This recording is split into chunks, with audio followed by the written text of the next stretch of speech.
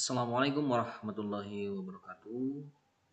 Kami dari kelompok 1 mewakili Bapak Wardoyo, Bapak Sutardi, Bapak Imam Susmoro dan saya sendiri Herwan Andayani akan menyampaikan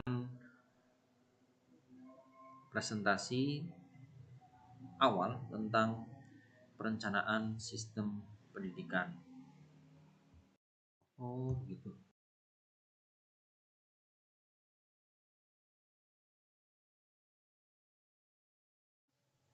Secara umum, definisi perencanaan adalah suatu usaha memilah-milah pengetahuan, fakta, dan imajinasi untuk mencapai tujuan pada masa mendatang.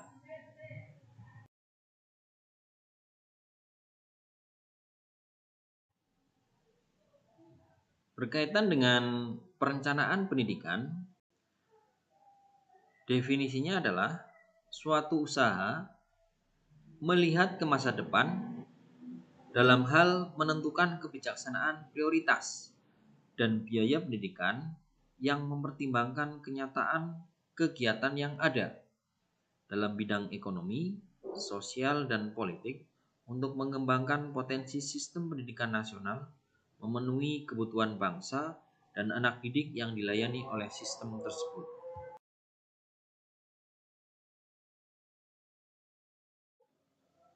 Pendekatan dalam perencanaan pendidikan. Perencanaan dan manajemen pendidikan diarahkan untuk dapat membantu yang pertama memenuhi keperluan akan tenaga kerja, yang kedua perluasan kesempatan pendidikan, yang ketiga peningkatan mutu pendidikan, serta peningkatan efektivitas dan efisiensi penyelenggaraan pendidikan. Pemenuhan keperluan akan tenaga kerja yang terampil dan berkualitas menempati prioritas utama karena tanpa didukung tenaga kerja yang terampil, maka pembangunan di berbagai bidang sukar dilaksanakan dan tingkat pengangguran akan terus meningkat.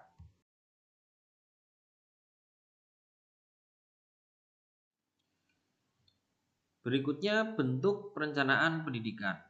Berdasarkan ruang lingkupnya, perencanaan pendidikan dapat dibedakan atas satu perencanaan makro atau level nasional, meliputi seluruh usaha pendidikan pada semua jenjang dan jenis pendidikan, kurikulum, peserta didik, dan pendidikan dalam suatu sistem pendidikan yang dimanfaatkan untuk mencapai tujuan pendidikan nasional.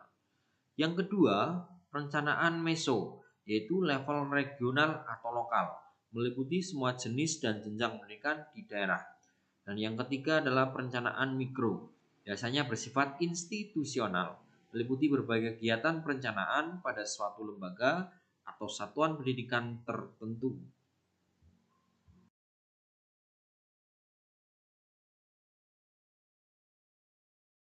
Perencanaan pendidikan dalam konteks wilayahan.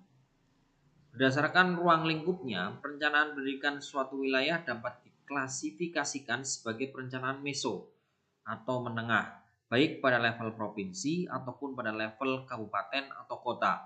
Dengan diberlakukannya kebijakan otonomi daerah, perencanaan pendidikan di daerah harus dilakukan pada level kabupaten atau kota. Sedangkan perencanaan pada tingkat provinsi merupakan fungsi koordinasi dan distribusi.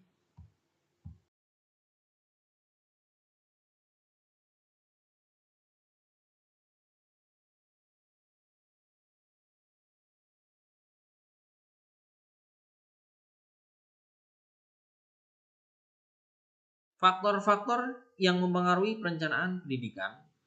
Yang pertama, tujuan sistem pendidikan baik internal maupun eksternal. Yang kedua, pola pikir sosial politik. Yang ketiga, perkembangan struktur administrasi pendidikan. Yang keempat, kepentingan para perencana sesuai bidang studi masing-masing.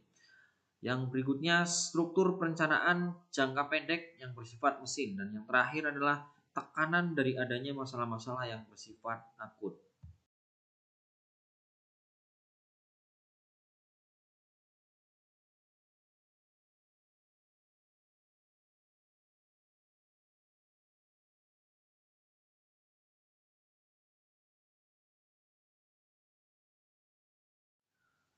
Lalu apa yang perlu digunakan dalam melakukan analisa perencanaan? Di antaranya nilai-nilai masyarakat, sikap dan minat siswa terhadap pendidikan. Kemudian hasil penelitian pengembangan kurikulum dan pengambilan keputusan. Fungsi dan performa sistem pendidikan. Fungsi dan pengembangan pasaran tenaga kerja pada masa mendatang. Teknologi pendidikan dan perkembangan ekonomi.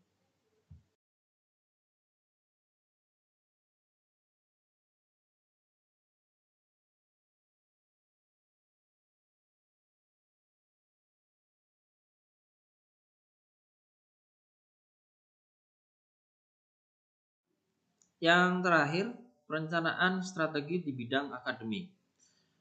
Perencanaan strategi adalah suatu keputusan fundamental yang akan mengarahkan lembaga pendidikan pada pencapaian-pencapaian strategis sesuai visi misi lembaga ke masa depan. Perencanaan strategis berkaitan dengan visi misi tujuan serta sasaran dan pencapaian organisasi di masa depan, yang berkaitan dengan bagaimana organisasi bisa menggerakkan sumber daya yang ada untuk mencapai tujuan tersebut.